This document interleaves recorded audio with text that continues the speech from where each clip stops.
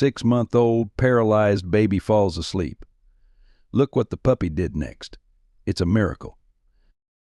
The emergency room doors burst open at Mercy General Hospital as Sarah Henderson rushed in, cradling her 6-month-old daughter Emily, whose tiny lips had turned an alarming shade of blue.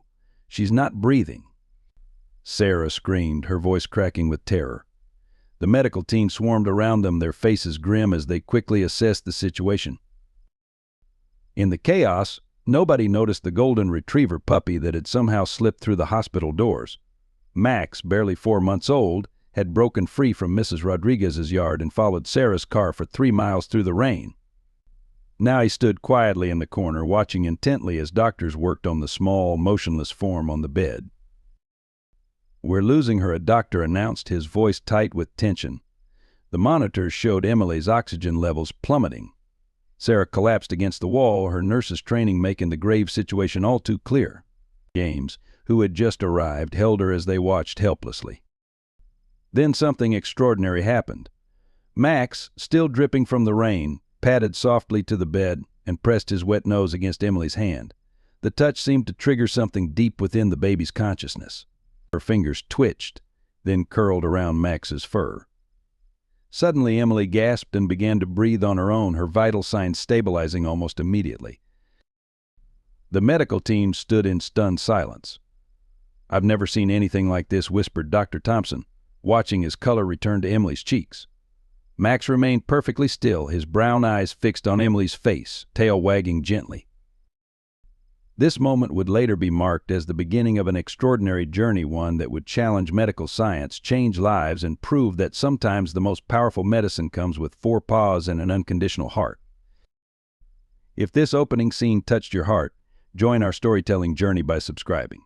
Together, we'll explore more heartwarming tales of hope, miracles, and the extraordinary bonds between humans and animals that change lives forever. Every subscription fuels our passion to share these inspiring stories. Sarah Henderson's world began crumbling 3 months before Emily's birth. Despite 12 years of exemplary service at Memorial Hospital, she was abruptly dismissed when pregnancy complications forced her to take additional sick leave. "We need reliable staff," her supervisor had said coldly, ignoring Sarah's tearful explanation about her high-risk pregnancy. The complications during Emily's delivery were severe. For 48 agonizing minutes, the medical team fought to save both mother and child. Emily survived, but the lack of oxygen had left her partially paralyzed. The doctor's prognosis was devastating. She may never move below her shoulders. James Henderson, once a promising architectural designer, abandoned his career dreams to work double shifts at Patterson's hardware store. Their medical bills had already exceeded $200,000, and the insurance company callously denied their claims, citing pre-existing conditions. A ruling that made Sarah's blood boil with injustice. Their once comfortable suburban home became a makeshift medical facility. The nursery, painted in cheerful yellows and decorated with floating butterflies, now housed medical equipment instead of toys. Each morning, Sarah would massage Emily's tiny limbs, refusing to accept the doctor's grim predictions. Each night, James would research alternative treatments until exhaustion forced him to sleep. The medical establishment's rejection cut deeper than their financial wounds. Cases like Emily's consume resources better spent on patients with higher recovery chances, stated Dr. Marshall, head of pediatric neurology at City General. His words echoed the sentiments of 3 other hospitals that had declined to admit Emily into their treatment programs. Their neighbors, once friendly, began avoiding them. Whispers circulated about genetic issues and contagious conditions, ignorant fears that isolated the Hendersons when they most needed support. Sarah overheard Mrs. Parker warning her children not to play near their house, as if disability was something that could spread through the air. The local church, where Sarah had taught Sunday school for years, offered only hollow prayers and empty platitudes. "God has a plan," they said, while quietly removing the Hendersons from the meal assistance program, claiming other families had more pressing needs. Yet amidst this darkness, Emily remained their beacon of hope. Despite her limitations, her bright blue eyes sparkled with intelligence and determination. She communicated through subtle expressions, a slight widening of her eyes for joy, a gentle furrow of her brow for discomfort. Sarah documented every tiny response, building a language of love between mother and child that transcended physical constraints. James sold his prized classic car, a 1967 Mustang he'd restored with his father, to cover another month of therapy. Sarah pawned her engagement ring, though James protested tearfully. "We'll get another one when things improve," she insisted, both knowing such a day might never come.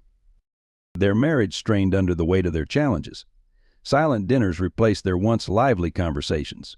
Sleep came in short, worried bursts between Emily's breathing checks. Yet they clung to each other, their love tested but unbroken by adversity. The turning point came on a rain-soaked Tuesday morning. Sarah had taken Emily to yet another specialist, hoping for a different answer. Instead, they received the same dismissive response, focus on keeping her comfortable. "That's the best you can do." In the parking lot, Sarah screamed her frustration at the uncaring sky, holding Emily close as both mother and daughter wept. They didn't know it then, but their lives were about to change. Sometimes hope arrives on four paws, bringing miracles that medical science can't explain. For the Hendersons, that miracle was waiting just around the corner, ready to teach them that love knows no boundaries and healing comes in many forms. Mrs. Elena Rodriguez lived in the modest house next door to the Hendersons, where she had bred golden retrievers for 30 years. Her latest litter had produced 6 puppies, 5 strong, handsome ones already promised to eager families, and Max, the unexpected runt, whose existence seemed a cosmic joke. Max was different from the start. While his siblings bounded about with typical puppy enthusiasm, he would sit quietly, watching the world with soulful brown eyes that seemed to hold ancient wisdom, just like Maria's puppy Mrs. Rodriguez would whisper to herself, touching the locket containing her daughter's photo. Maria had died 15 years ago from a rare neurological condition, leaving behind her own tiny runt of a puppy who had stayed by her side until the end. The prospective buyers dismissed Max immediately. "Too small," they said. "Probably won't survive." One breeder suggested euthanasia as a humane option. Mrs. Rodriguez refused, recognizing something special in the way Max observed his surroundings, in his gentle nature that seemed almost human in its understanding. At 8 weeks, when his siblings left for their new homes, Max remained. Mrs. Rodriguez caught him several times sitting at their shared fence with the Hendersons, his head tilted as if listening to Emily's breathing from across the yard. "Silly puppy," she'd say, though her heart recognized a pattern she'd seen before. The local veterinarian, Dr. Thomas, warned against keeping Max. "He'll never be breeding quality, Elena. You're running a business, not a charity." But Mrs. Rodriguez remembered how Maria's puppy had sensed her seizures before they happened, how he'd alert the family minutes before medical equipment detected any change. Her decision to keep Max cost her professionally. Several longtime clients withdrew their breeding contracts, concerned about genetic weaknesses in her lions. The prestigious Golden Retriever Association questioned her judgment. Yet Mrs. Rodriguez remained unmoved, knowing some things mattered more than reputation or profit. Max grew slowly but steadily, his small size belying his extraordinary awareness. He would wake Mrs. Rodriguez at night when Emily's monitoring equipment beeped next door, even before Sarah and James heard it. He learned to retrieve dropped items without being taught, a skill that usually took months of training. When Mrs. Rodriguez shared her observations with her veterinary friend, Dr. Sarah Chin, the response was predictably skeptical. "Elena, you're projecting Maria's story onto this puppy. Not every runt has special abilities." But Mrs. Rodriguez had seen too much in her years of breeding to dismiss the signs. The breaking point came during a thunderstorm when Max broke through a screen door and appeared at the Hendersons' window, pawing frantically. Sarah found Emily struggling to breathe, her oxygen tube having slipped out during the night. After that incident, even Dr. Chin had to admit there might be something unique about the smallest puppy of litter 23. Mrs. Rodriguez began documenting Max's behaviors, just as she had with Maria's puppy years ago. The similarities were striking: the intense focus, the gentle approach to those in need, the seemingly impossible awareness of medical distress. She knew the scientific community would dismiss her observations as mere coincidence or, worse, desperate imagination, but she had learned long ago that some truths transcend scientific explanation. As she watched Max grow, Mrs. Rodriguez felt Maria's presence stronger than ever. "You knew, didn't you, my angel?" she would whisper to Maria's photo. You knew he was meant for something special. The puppy that nobody wanted was about to prove that sometimes the greatest gifts come in the smallest packages, and that love's healing power knows no bounds. The first official meeting between Emily and Max happened on a crisp autumn morning, though Mrs. Rodriguez had planned it for weeks. Sarah was initially hesitant. Emily's immune system is fragile, she explained, but something in Mrs. Rodriguez's quiet confidence made her reconsider. The moment Max entered the Hendersons' living room, the atmosphere shifted. Instead of the typical puppy excitement, he moved with deliberate care, his paws silent on the hardwood floor. Emily, usually unresponsive to visitors, tracked his movement with her eyes, her breath quickening slightly. "He's special," Mrs. Rodriguez explained softly, watching Max approach Emily's specialized chair. Like my Maria's puppy was, she touched her locket but didn't elaborate, her eyes misty with memories. James stood protectively near Emily, ready to intervene, but Max needed no guidance. The puppy stopped precisely 2 feet from Emily, sat down, and tilted his head as if listening to a voice only he could hear. Then, with gentle precision, he placed his paw on the blanket covering Emily's hand. The baby's fingers twitched a tiny movement that sent Sarah rushing for her documentation notebook. "That's voluntary movement," she whispered, her nurse's training kicking in. "She hasn't done that before." James knelt beside them, his skepticism warring with hope as he watched his daughter's fingers curl ever so slightly around Max's fur. Word of the unusual partnership spread quickly through their suburban community. Some neighbors, like the Pattersons, watched from behind their curtains, still wary of the disabled house. Others, led by curious children, began stopping by to witness what they'd heard whispered at the supermarket: a puppy who could make a paralyzed baby move. The local newspaper sent a junior reporter, fresh from journalism school, who arrived expecting to write a simple human interest story. Instead, Jenny Martinez found herself documenting what she called a miracle in motion. Her article, titled "The Smallest Healer," caught the attention of regional media. Not everyone celebrated the growing bond between Emily and Max. Dr. Marshall, upon reading the newspaper article, called it dangerous magical thinking that could give false hope to other families with disabled children. The hospital's ethics committee issued a statement warning against unproven alternative therapies. But Sarah and James witnessed changes that no medical chart could dismiss. Emily's eyes, once vacant, now sparkled with recognition when Max entered the room. Her breathing became more regular during their interactions. Most significantly, her right hand began showing consistent response to Max's presence. Mrs. Rodriguez provided old videos of Maria's puppy showing eerily similar behaviors. "They know things we don't," she explained as they watched footage of the previous dog alerting to Maria's seizures before they happened. "We just have to trust and observe." The local veterinary community split into factions. Dr. Chen, initially skeptical, began documenting Max's interactions with Emily, noting patterns that defied conventional explanation. Other vets dismissed it as anthropomorphization of normal puppy behavior, warning Mrs. Rodriguez about encouraging pseudoscience. Sarah started a blog, carefully documenting every interaction, every small victory. She wrote about the first time Emily smiled, really smiled, when Max brought her favorite rattle and placed it near her hand. She described the way Max would position himself under Emily's dangling feet during therapy sessions, providing warmth and subtle stimulation. The blog attracted attention from unexpected quarters. A research assistant at Philadelphia Children's Hospital reached out privately, sharing stories of similar cases where animals had facilitated breakthrough moments with paralyzed patients. "We've been studying this quietly," she admitted. "Your daughter and Max could be the case study we need."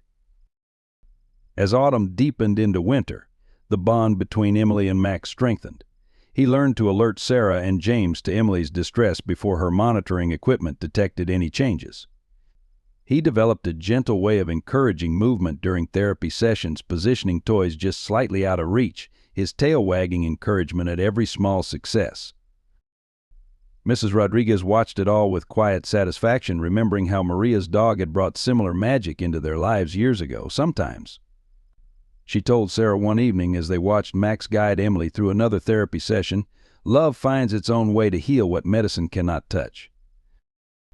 The first major setback came in the form of a certified letter from Midwest Health Insurance.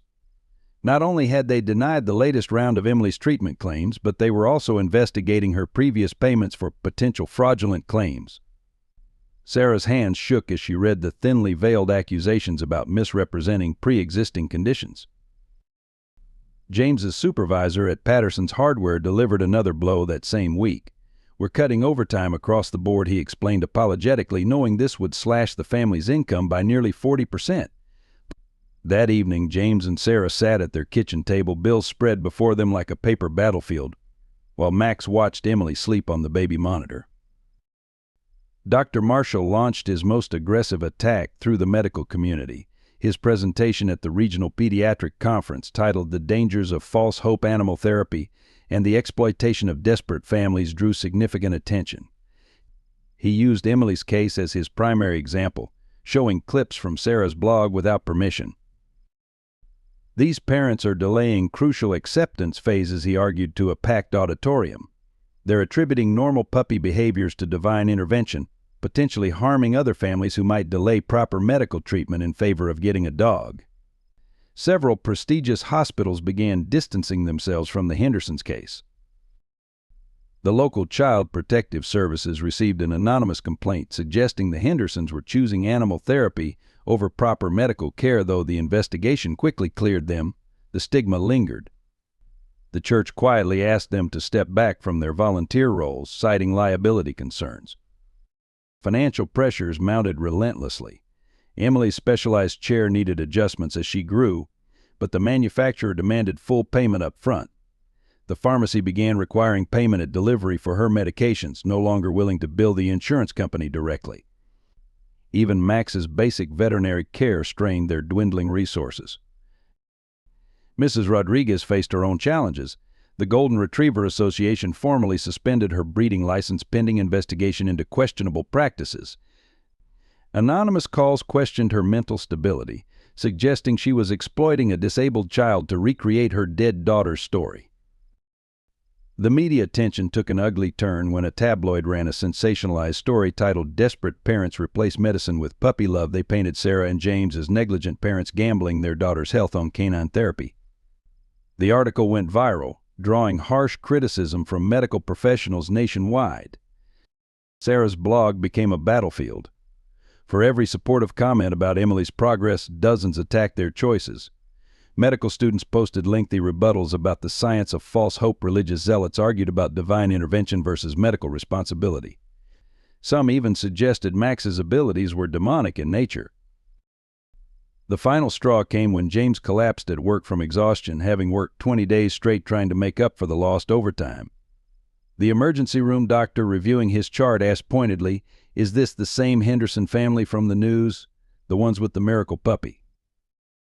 Yet amidst these challenges, Emily continued showing small but undeniable improvements. Her physical therapist, though careful not to publicly support the controversial therapy, documented increased muscle response during sessions where Max was present. Her neurologist noted improved brain activity patterns, though he attributed this to natural development.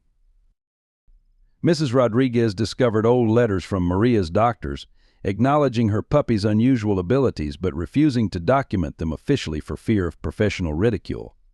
History, it seemed, was repeating itself, but this time she was determined to stand her ground. Sarah and James began selling their possessions, first the non-essentials, then family heirlooms. Their neighbors watched silently as Friday garage sales became a regular occurrence. Only Mrs. Rodriguez understood the depth of their sacrifice, bringing them homemade meals and offering to watch Emily so they could work extra hours. But Max remained steadfast, unaware of the controversy surrounding his role in Emily's life. Each morning he continued his gentle encouragement of her movements. Each night he maintained his vigilant watch. His dedication never wavered, even as the adult world argued about the validity of his connection with Emily. The crisis began on a rainy Thursday evening when James, driving home after his 16th consecutive workday, fell asleep at the wheel. The crash left him with a broken leg and unable to work. The Hendersons' fragile financial balance shattered instantly. Their mortgage company, already sending warning letters, began foreclosure proceedings. Sarah found the eviction notice taped to their front door on Emily's first birthday. The cruel irony wasn't lost on her the same day Emily showed her strongest movements yet. Reaching for Max's fur with previously impossible coordination, they learned they would lose their home within 30 days. The community's reaction was mixed. Some neighbors, like the Pattersons, finally broke their silence, starting a GoFundMe campaign that raised a few $1,000s, nowhere near enough to save their house, but enough to show that not everyone had abandoned them. Others whispered that it was God's way of forcing them to accept traditional medical treatment for Emily. Mrs. Rodriguez offered them her basement apartment, but it wasn't wheelchair accessible. The local homeless shelter couldn't accommodate Emily's medical equipment. James's parents, living on a fixed income in Florida, could only offer prayers.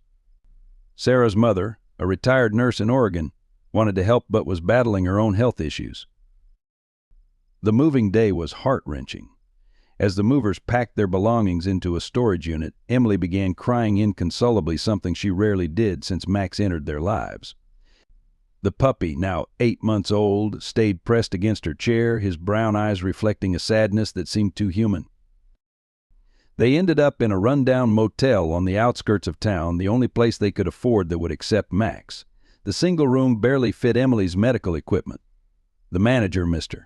Chen, offered them a monthly rate after seeing Emily's condition, breaking several corporate policies in the process.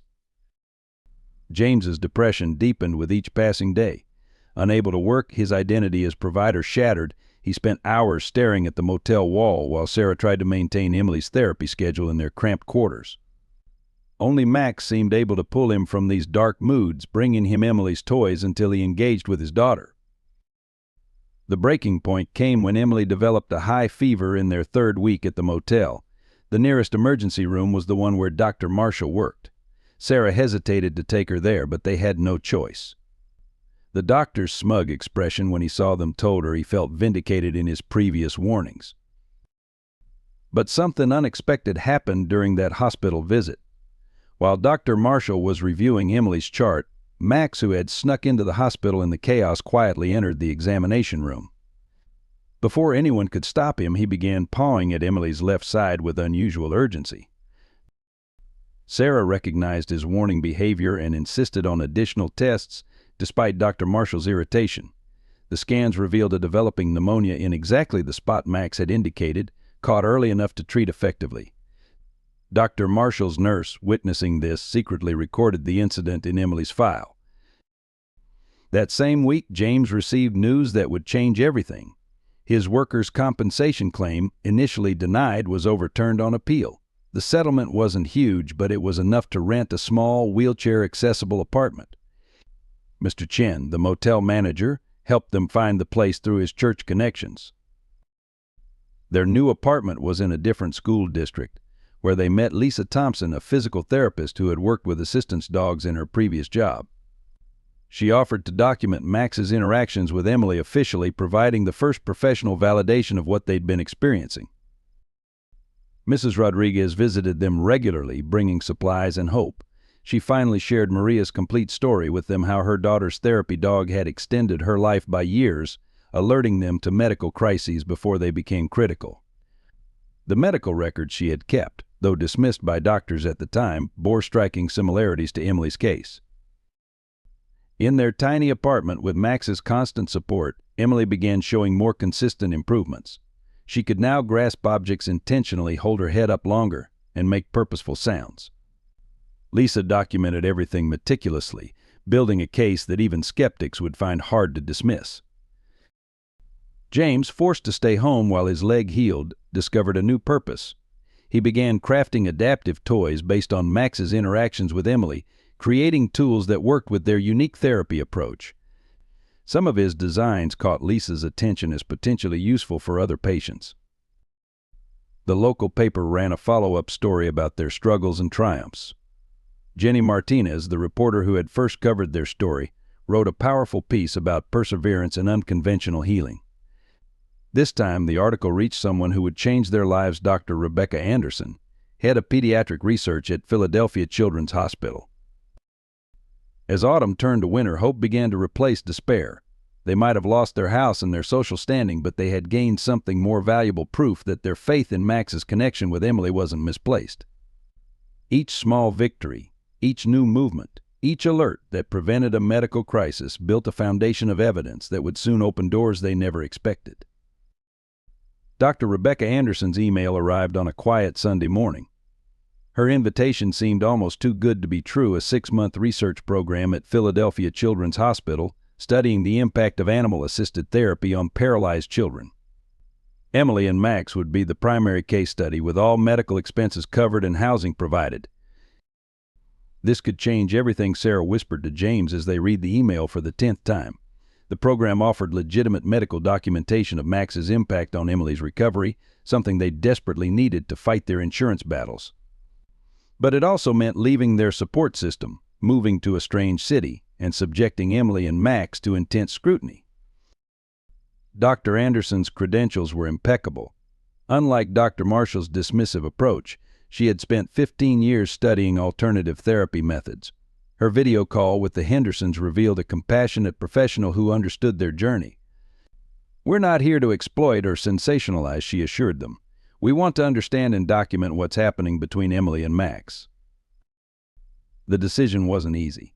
James had just started a small business making adaptive toys, inspired by watching Max interact with Emily. Their new apartment, though modest, provided stability they hadn't had in months. Mrs. Rodriguez's daily support had become essential to their routine. Even Lisa, their supportive physical therapist, warned about the risks of changing Emily's environment. The local medical community reacted predictably to the news. Dr. Marshall publicly criticized Philadelphia Children's Hospital for enabling delusional behavior. Several doctors who had previously treated Emily released statements distancing themselves from her case. The insurance company used the research program announcement as evidence to further deny claims, calling it experimental treatment. Yet support came from unexpected quarters. Jenny Martinez wrote another powerful article, highlighting the hospital's reputation and Dr. Anderson's credentials.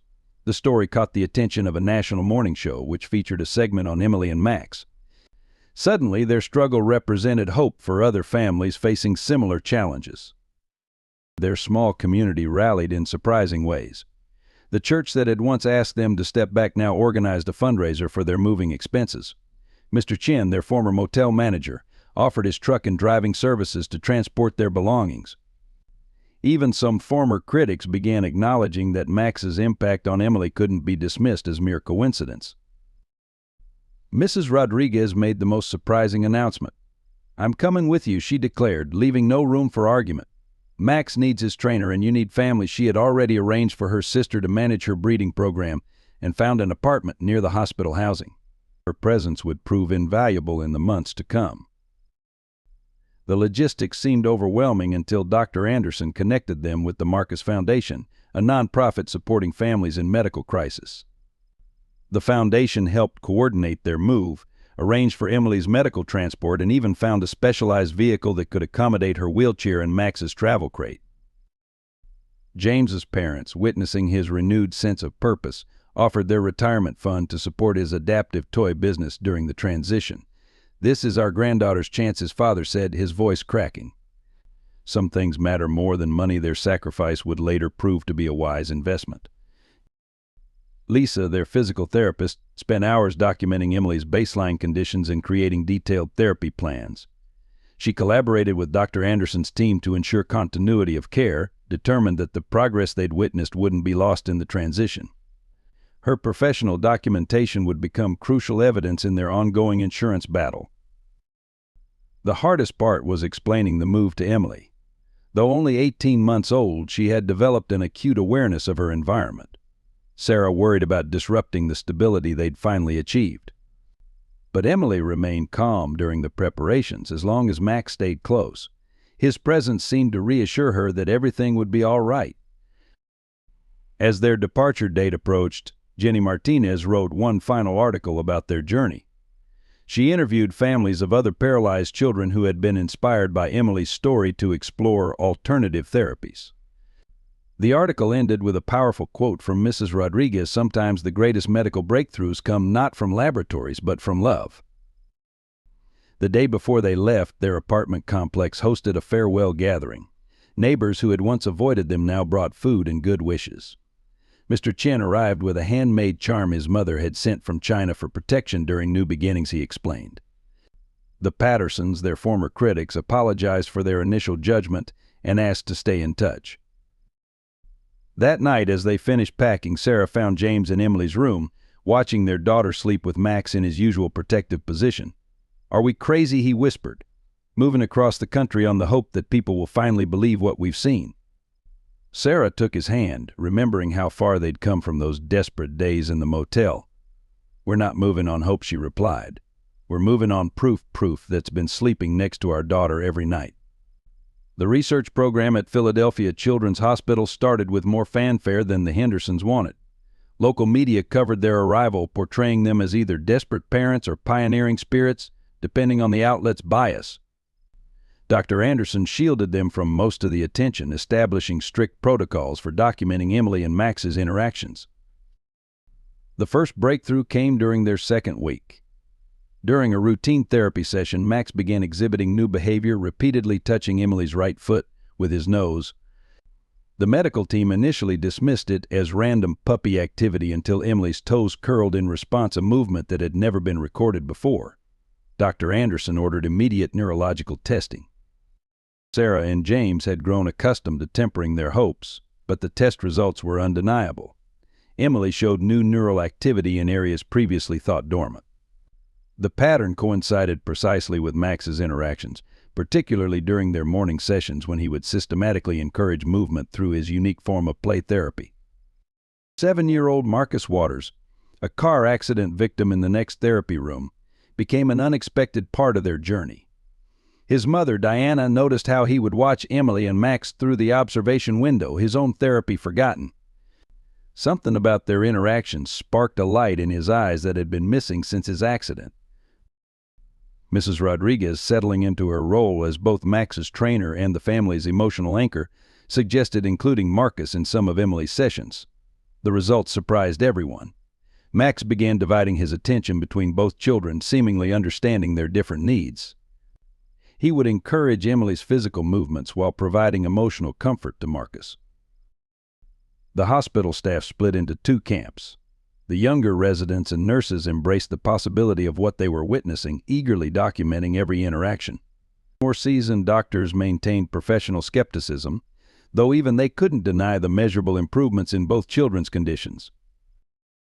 Emily's progress accelerated in ways that challenged medical expectations. She gained consistent control over her hand movements, began showing improved trunk stability, and most remarkably started responding to physical therapy with unprecedented enthusiasm when Max was present. Her brain scan showed increasing activity in previously damaged areas. James's adaptive toy business found unexpected success in the hospital environment. Other parents began requesting his specially designed equipment, which worked with their children's specific limitations. The hospital's occupational therapy department took interest in his designs, particularly those inspired by Max's interaction techniques. But success bred new challenges. Dr. Marshall, learning of Emily's progress, published a scathing article in a medical journal questioning the ethics of the research program. He argued that the Hendersons were exploiting their daughter for financial gain, citing James's growing business as evidence. The article triggered a hospital ethics review. The investigation process was grueling. Every aspect of Emily's care came under scrutiny. The ethics committee questioned Mrs. Rodriguez for hours about her involvement, particularly probing her motivations given her daughter's history. But even Dr. Anderson faced criticism from colleagues for compromising scientific objectivity. During this period, Emily caught a severe respiratory infection. For the first time since they'd known him, Max showed signs of distress, refusing to eat and staying permanently alert by her bed. His behavior prompted the medical team to run additional tests, revealing a developing pneumonia that required immediate intervention. The incident highlighted both the program's potential and its risks. While Max's warning had enabled early treatment, critics argued that relying on a dog's behavior for medical diagnosis was dangerous. Dr. Anderson found herself defending the program to the hospital board, fighting to continue the research that was showing such promise. Support came from an unexpected source. Marcus, who had begun showing his own remarkable progress, spoke at the ethics review. Using his newly regained voice control, he described how watching Emily and Max had given him hope for his own recovery. His testimony, combined with his documented improvements, helped sway the committee. Diana Waters became their strongest ally, her background as a civil rights attorney proving invaluable. She helped the Hendersons navigate the complex medical bureaucracy and fend off attempts to sensationalize their story. Her own documentation of Marcus's progress provided crucial support for the program's effectiveness. As autumn turned to winter, Emily achieved another milestone. She laughed for the first time. The sound, captured on the hospital's monitoring equipment, coincided with Max teaching her a new game, using his nose to push toys just within her growing reach. The video of this moment would later become powerful evidence in their ongoing battle for recognition. Their small apartment near the hospital became a gathering place for other families in the program. Parents shared stories, children played under Max's gentle supervision, and even skeptical doctors began stopping by to observe the informal therapy sessions. Mrs. Rodriguez's cooking and wisdom created an atmosphere of hope that no hospital room could provide. By midwinter, the Philadelphia program had attracted attention from families across the country. Dr. Anderson's office received daily inquiries from parents seeking similar options for their children. What had started as a single case study was evolving into a movement, with the Hendersons and Max unwittingly at its center. Diana Waters organized the first support group meeting in the hospital's family room. 7 families attended, each with their own story of struggle against medical bureaucracy. As they shared their experiences, Sarah realized they weren't alone in their fight. Every parent there had faced similar dismissals, similar accusations of magical thinking when seeking alternative therapies. Mrs. Rodriguez became the group's emotional cornerstone.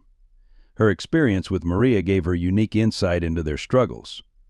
She began training other therapy dogs, using Max's techniques as a model. The success of these dogs, though varying in degree, provided additional evidence for the program's effectiveness. The hospital administration, noting the growing interest, allocated additional resources. They converted an unused physical therapy wing into a specialized animal-assisted therapy center. James's adaptive toys became standard equipment, and his business expanded to meet the increasing demand. The income finally allowed them to start repaying their mounting debts. Medical professionals from other institutions began visiting. Dr. Chen, who had initially questioned Mrs. Rodriguez's methods, became a regular observer. She documented the subtle ways Max adapted his approach for different children, noting patterns that suggested a deeper understanding than simple trained responses. Emily's progress continued to exceed expectations. She developed the ability to sit independently for short periods, something previously thought impossible. Her cognitive responses showed marked improvement, and her vocabulary expanded rapidly. Max remained her constant companion, adjusting his support as her abilities grew. The local media's tone shifted from skepticism to cautious optimism.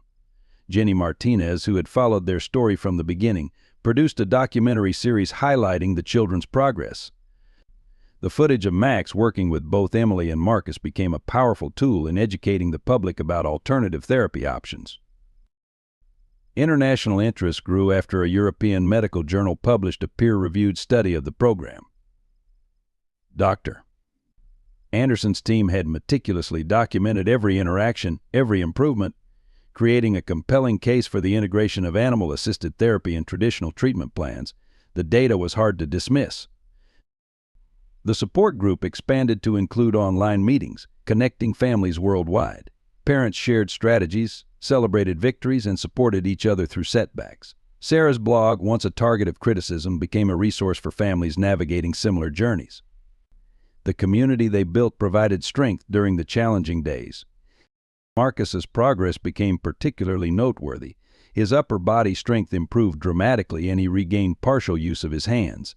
The friendship between him and Emily flourished, their shared experiences creating a bond that transcended their age difference. Max seemed to understand the importance of their connection, dividing his attention perfectly between them. The insurance companies began taking notice. A representative from National Health visited the program, observing the reduced recovery times and improved outcomes. The potential cost savings of integrated animal therapy sparked discussions about coverage policies. Diana's legal expertise proved invaluable in these negotiations. Mrs. Rodriguez established a training program for other therapy dog handlers, sharing the insights gained from Max's work. She emphasized the importance of allowing the dogs to develop their natural instincts rather than forcing traditional service dog protocols. Her methods, though unconventional, produced remarkable results.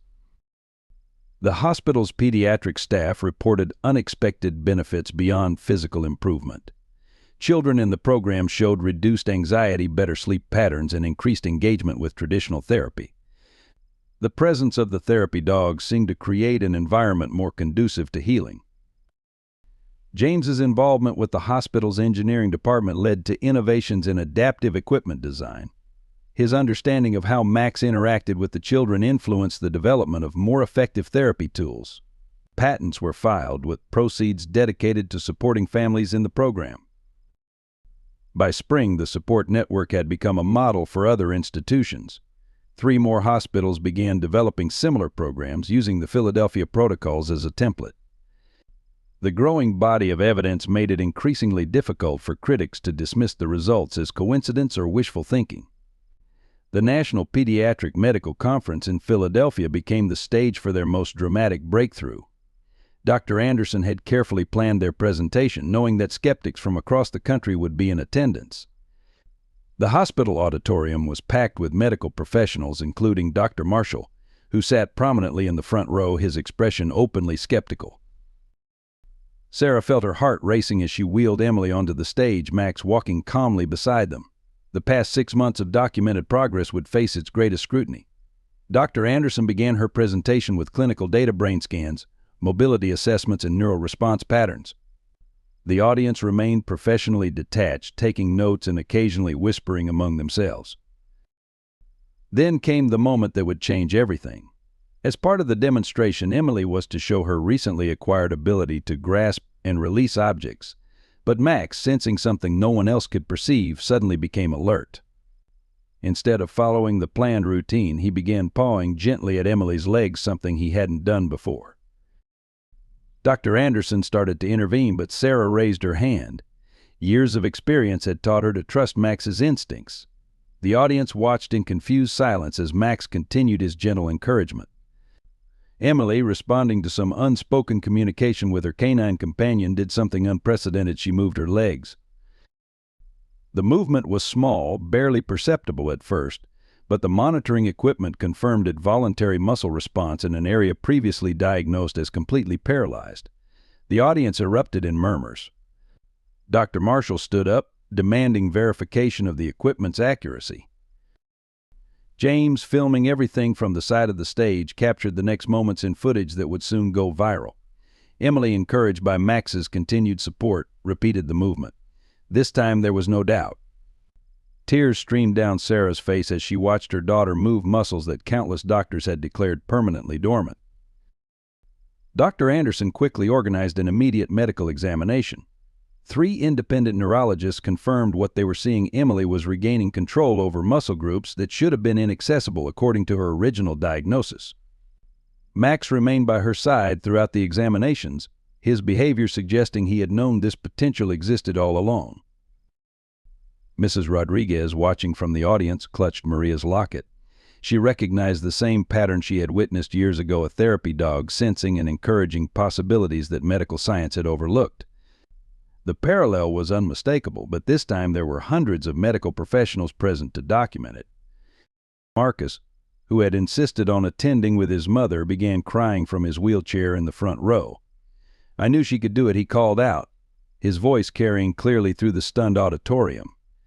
Max knew, too. His words, spoken with such conviction, seemed to break the professional tension in the room. Dr. Marshall left abruptly, but not before several colleagues saw the tears he was trying to hide. His subsequent silence on the matter spoke volumes about the impact of what he had witnessed. Later, his nurse would reveal that he had begun quietly researching animal-assisted therapy programs. The presentation's question and answer session transformed into an impromptu medical consultation. Doctors crowded around Emily, respectfully observing as Max continued encouraging her newfound movements. The dog's methodology, once dismissed as simple conditioning, now attracted intense professional interest. Dr. Anderson's team quickly adapted their research protocols to document this development. The implications were staggering not just for Emily, but for their understanding of neuroplasticity and recovery potential. The presence of a therapy dog seemed to unlock pathways that traditional medicine had failed to access. News of the breakthrough spread rapidly through medical circles. By evening, major networks were reporting on the Philadelphia miracle. Sarah's blog crashed from the sudden traffic surge. The hospital switchboard was overwhelmed with calls from families seeking information about the program. That night in their apartment, the family celebrated quietly. Emily, exhausted but happy, fell asleep with Max in his usual protective position. Sarah and James held each other, watching their daughter and her miraculous companion. Mrs. Rodriguez brought her special hot chocolate, and they sat together, understanding that they had witnessed something that would change not just their lives, but the lives of countless others. The backlash began almost immediately after the breakthrough presentation. A group of prominent neurologists, led by Dr. Victor Stern from Johns Hopkins, published a scathing critique questioning the scientific validity of Emily's progress. They suggested that the Henderson family had exaggerated her initial diagnosis to make her recovery seem more miraculous. Major pharmaceutical companies, seeing a potential threat to their conventional treatment protocols, launched a coordinated media campaign. Their advertisements emphasized the dangers of unproven alternative therapies and featured experts warning about the risks of delaying traditional medical interventions. Some even suggested that therapy dogs could pose health risks to vulnerable patients. The state medical board, under pressure from traditional therapy providers, announced an investigation into Dr. Anderson's research methods. They questioned whether proper protocols had been followed and suggested that the emotional involvement of the research team had compromised scientific objectivity. The hospital administration, initially supportive, began showing signs of nervousness. Insurance companies seized the controversy as an opportunity to deny more claims. Their spokespeople argued that animal-assisted therapy was experimental and therefore not covered under standard policies. Families who had been planning to join the program suddenly found their funding withdrawn. Anonymous sources began leaking partial medical records to discredit Emily's case. Mrs. Rodriguez discovered her breeding records had been tampered with, suggesting she had knowingly bred dogs with genetic defects. The attacks became personal, targeting not just the program but the individuals involved. Social media erupted with heated debates. While many supported the Hendersons, others accused them of exploiting their daughter for financial gain. Conspiracy theories emerged, suggesting the entire program was an elaborate hoax designed to promote James's adaptive toy business. The constant scrutiny began taking its toll on the family. Dr. Marshall, though notably silent on Emily's case, began advocating for stricter regulations on alternative therapy programs. His presentations at medical conferences emphasized the need for controlled studies and peer-reviewed evidence, implicitly criticizing the Philadelphia program's methodologies. The hospital board called an emergency meeting to discuss the program's future.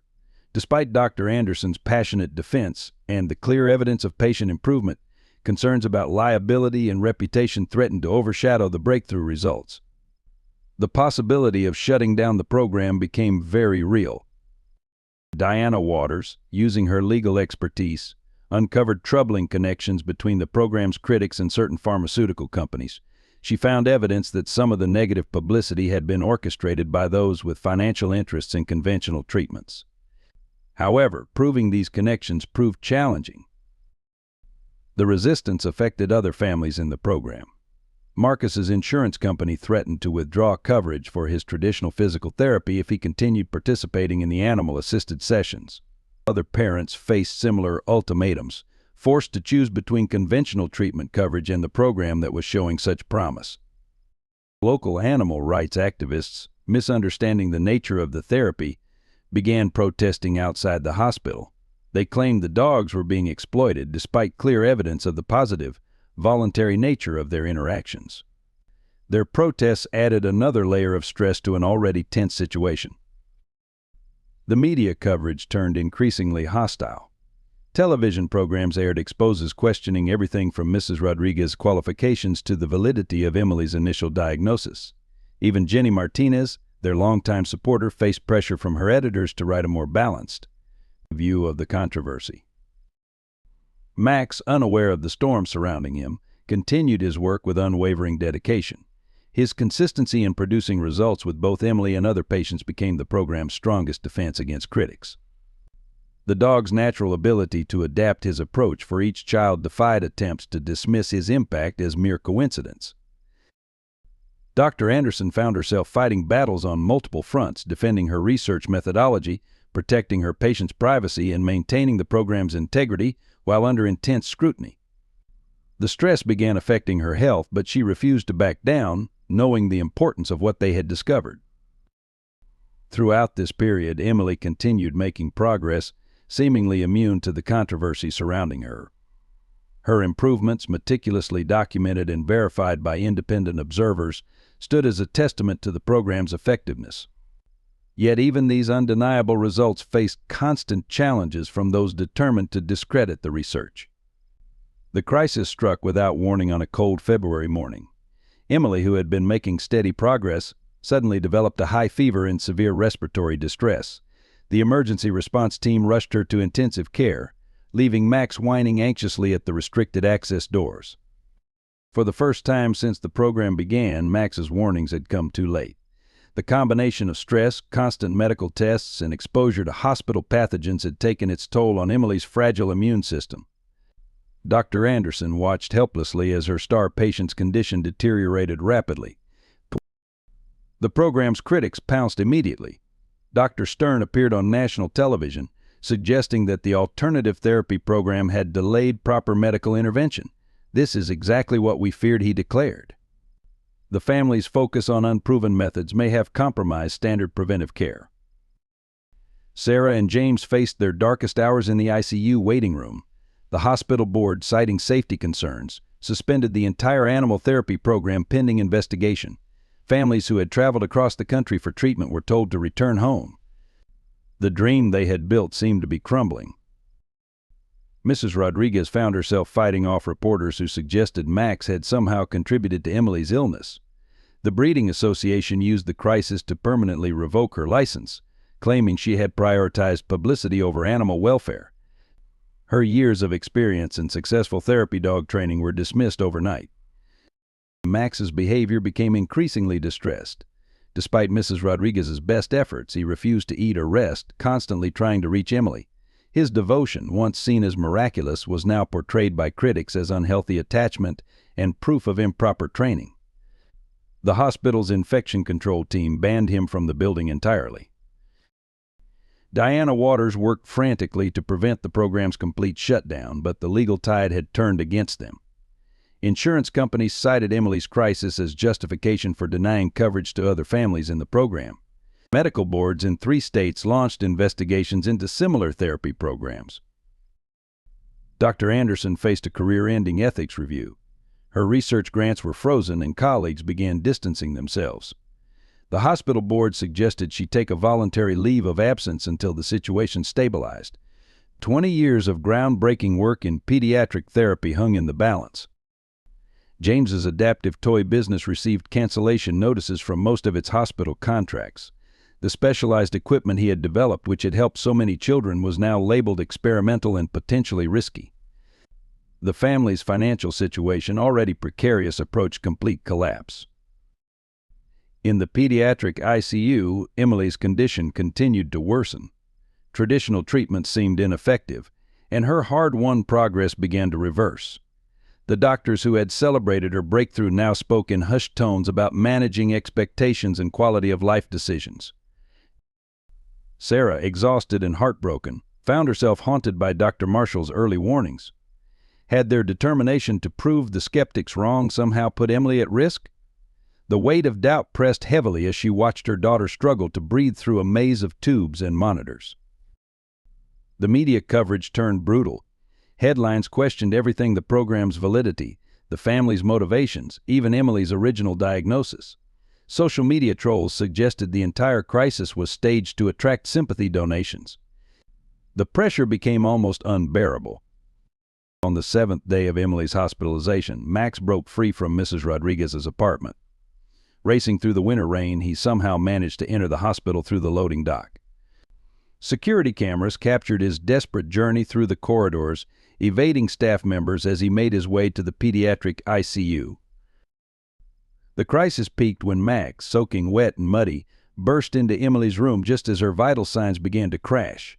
A security guard following close behind reached for the dog just as Max leaped onto Emily's bed.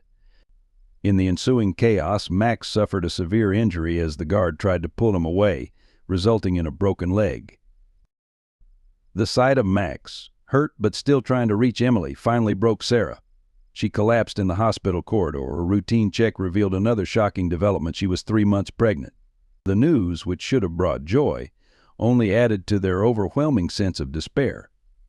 How could they care for another child when their world was falling apart?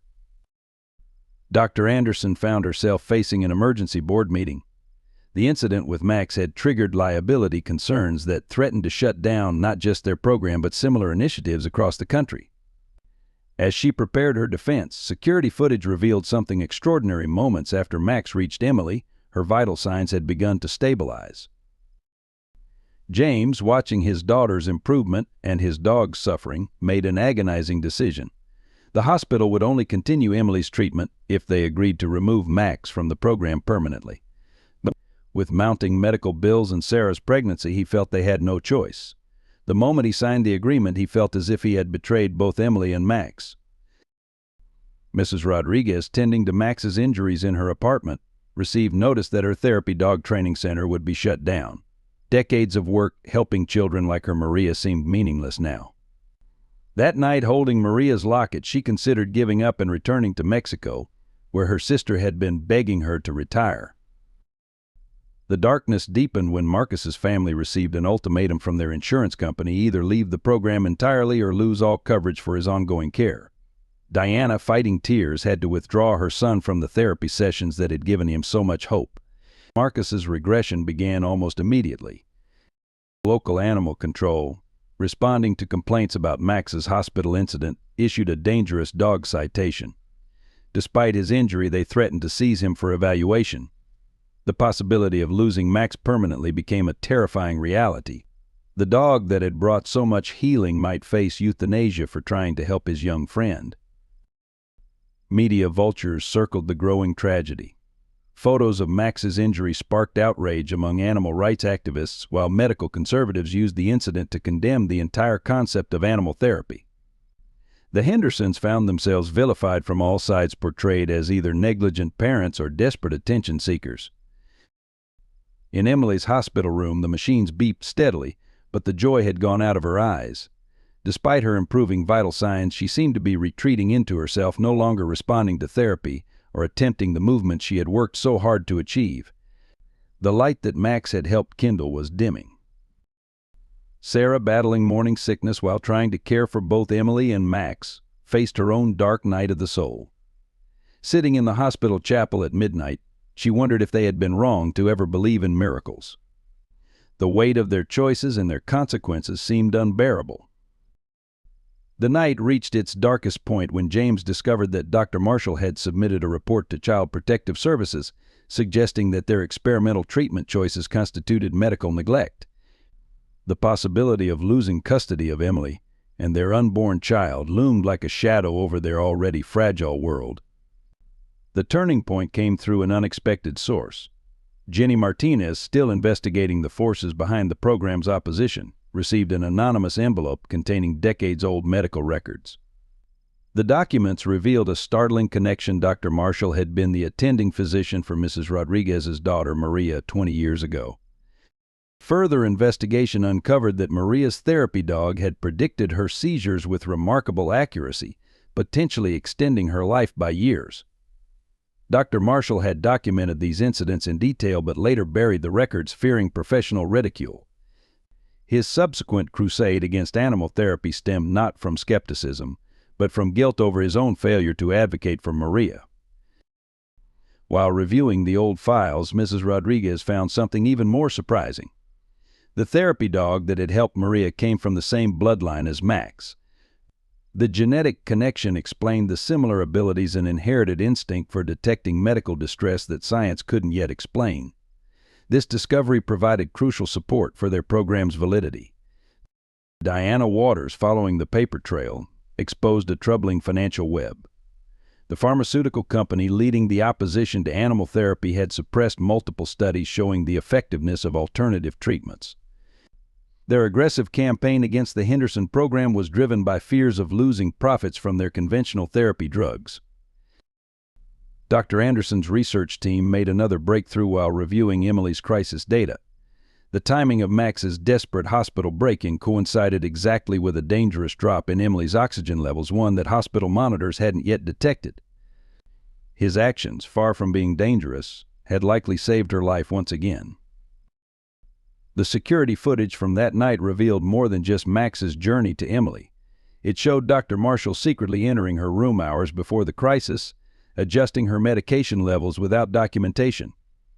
When confronted with this evidence, he broke down, admitting his desperate attempt to discredit the program had gone too far. Sarah's pregnancy, initially seen as an added burden, proved to be an unexpected blessing.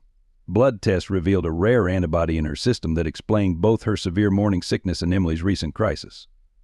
This discovery led to a modified treatment approach that rapidly improved Emily's condition. Mrs. Rodriguez's old letters from Maria contained detailed observations of her therapy dog's behavior, matching Max's patterns precisely. These records, combined with the genetic connection, provided the scientific framework that had been missing from their research. The validation they had sought had been in her possession all along. James discovered that his adaptive toy designs had been quietly studied by a major rehabilitation center, which concluded they were more effective than standard equipment. The center had withheld these findings under pressure from traditional medical suppliers, but now their researchers came forward to support the program. The investigation into Emily's original diagnosis revealed that Dr. Marshall had overstated the permanence of her condition, perhaps to justify his conservative treatment approach. His recent actions stemmed from fear that the success of alternative therapy would expose his earlier misjudgments. As these connections came to light, a former pharmaceutical executive stepped forward with internal memos showing a coordinated effort to discredit animal therapy programs nationwide. The documents exposed a systematic campaign of misinformation designed to protect profitable conventional treatments. These revelations reached the hospital board just as they were preparing to permanently terminate the program. The evidence not only validated their research but exposed the unethical opposition they had faced. The truth, hidden for so long, finally had its moment in the light. The tide turned swiftly once the truth emerged. The hospital board, faced with overwhelming evidence of corruption and interference, not only reinstated the program but expanded it. Dr. Anderson was appointed to head a new center for integrative therapy, with dedicated funding for animal-assisted treatment research. The medical board's investigation shifted focus from Dr. Anderson to Dr. Marshall and his pharmaceutical connections. His tearful public confession, admitting both his role in Maria's case and his recent sabotage attempts, became a powerful testament to the program's legitimacy. His career was finished, but his truth-telling helped heal old wounds. Insurance companies, facing potential lawsuits and public backlash, reversed their policies. A landmark decision by National Health Insurance agreed to cover animal-assisted therapy, setting a precedent that other providers quickly followed.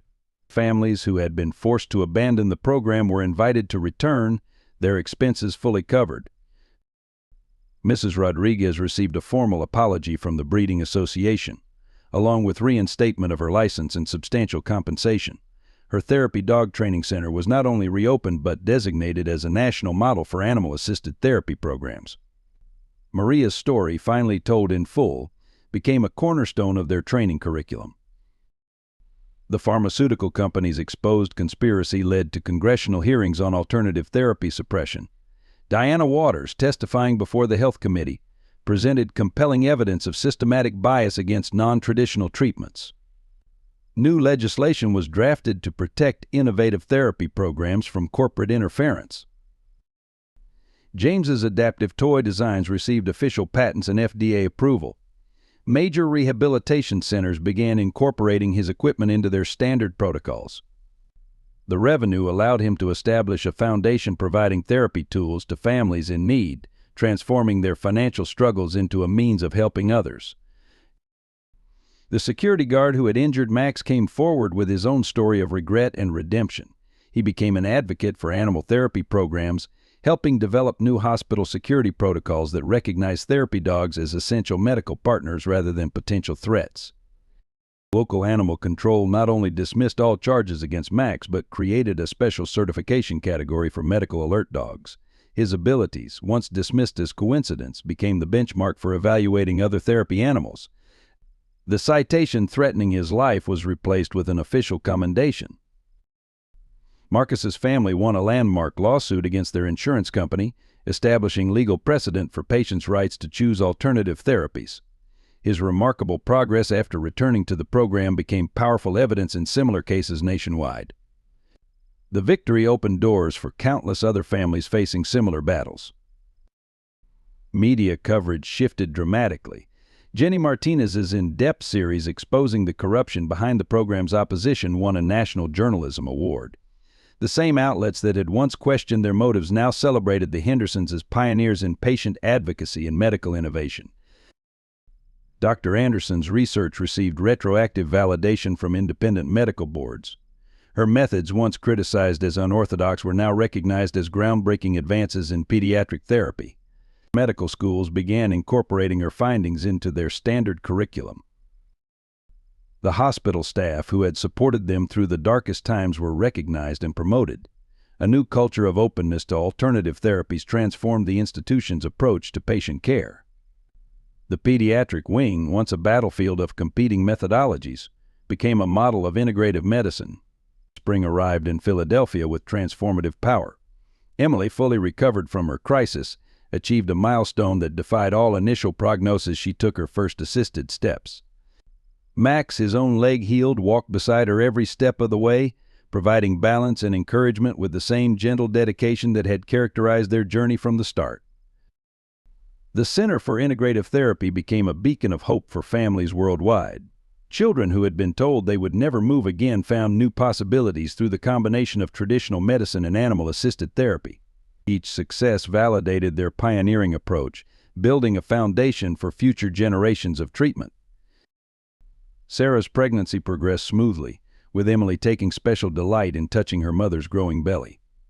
The baby, a boy they would name Hope, seemed to respond to his sister's touch, creating moments of joy that helped heal the trauma of recent months. Max added this new life to his sphere of protection, resting his head gently against Sarah's bump during quiet moments. James's adaptive toy company partnered with major children's hospitals across the country, implementing programs that combined physical therapy with play. The designs inspired by Max's interactions with Emily became standard tools in pediatric rehabilitation. Her family's financial struggles transformed into a legacy of helping others. Mrs. Rodriguez's therapy dog training center flourished, with a waiting list of breeding partners eager to have their dogs evaluated for therapeutic potential. She developed a detailed genetic study of therapy dog bloodlines, helping identify and develop the innate abilities she had first recognized in Maria's dog and later in Max. The hospital's pediatric wing underwent a complete renovation, creating spaces where children, therapy animals, and medical teams could work together effectively. The design, influenced by their experiences, included special therapy rooms, animal rest areas, and family spaces that promoted healing through connection. Marcus achieved his own triumph, regaining enough strength and control to participate in a children's wheelchair basketball league. His friendship with Emily deepened as they supported each other's progress, their bond strengthened by shared experiences and victories. Max divided his attention between them with remarkable intuition, knowing exactly when each child needed extra encouragement. Dr. Anderson's research expanded into new areas, exploring the subtle ways animals could detect and respond to medical conditions before conventional monitors. Her team's findings revolutionized early intervention protocols, particularly in cases involving neurological conditions. The medical community, once skeptical, now eagerly awaited each new publication. On a bright summer morning, 1 year after their darkest hour, the Hendersons gathered with their extended family of supporters to celebrate multiple triumphs.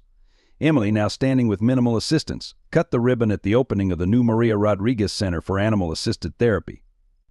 Max stood proudly at her side, his presence a testament to the extraordinary bond that had changed countless lives. Sarah, holding newborn Hope, shared their story with assembled families beginning their own healing journeys. Their struggles had blazed a trail for others to follow, creating a path where traditional medicine and alternative therapies could work together. The sight of Emily helping her baby brother grasp Max's fur brought tears to many eyes. Dr. Anderson announced the establishment of a research foundation in Emily's name dedicated to exploring the frontiers of integrative medicine. The first grant would fund a study of genetic markers in therapy dogs, building on Mrs. Rodriguez's groundbreaking work. The scientific community that had once scorned them now eagerly embraced their discoveries. Marcus, speaking at the ceremony, captured the spirit of their journey. They told us what we couldn't do, but they didn't know about the power of love and determination. They didn't know about Max. His words resonated with families facing similar challenges, offering hope where once there had been only resignation. Mrs. Rodriguez, surrounded by a new generation of therapy dogs and their handlers, found peace in seeing Maria's legacy live on. The locket she had clutched during dark times now hung open, displaying photos of both Maria and Emily, two girls whose struggles had transformed the landscape of medical treatment. The program expanded internationally, with centers opening across multiple continents. Each location adapted the Philadelphia model to their local needs while maintaining the core principle that had started it all: the healing power of the bond between children and their therapy animals. James's foundation partnered with global medical suppliers to make adaptive equipment accessible to families regardless of financial status. The toys that had begun as a father's love for his daughter now reached children in every corner of the world, spreading hope and possibility. As dusk fell on the celebration, Sarah found a quiet moment to reflect. Emily was sleeping peacefully, one hand resting on Max's fur, the other holding her baby brother's tiny fingers. The journey had taught them that miracles don't always appear as dramatic moments of divine intervention. Sometimes they come wrapped in fur, walking on four legs, carrying healing in their hearts. The true legacy of their story wasn't just in the medical breakthroughs or policy changes. It was in the simple truth they had proven that love, in all its forms, remains the most powerful force for healing. As Max settled into his usual protective position, his brown eyes reflecting the wisdom that had guided them through their darkest hours, they knew their journey wasn't ending. It was transforming into something even more beautiful, a future where hope knows no bounds and healing comes in many forms. If this story touched your heart and reminded you of the extraordinary power of love, healing, and hope, please take a moment to share your thoughts in the comments below. Your experiences and reflections could inspire others facing similar challenges. Support our team's mission to spread these powerful stories by subscribing to our channel and sharing this video with family and friends who might need a reminder that miracles can happen in unexpected ways. Every like, share, and comment helps us reach more people with messages of hope and resilience. Together we can build a community that believes in the healing power of unconditional love.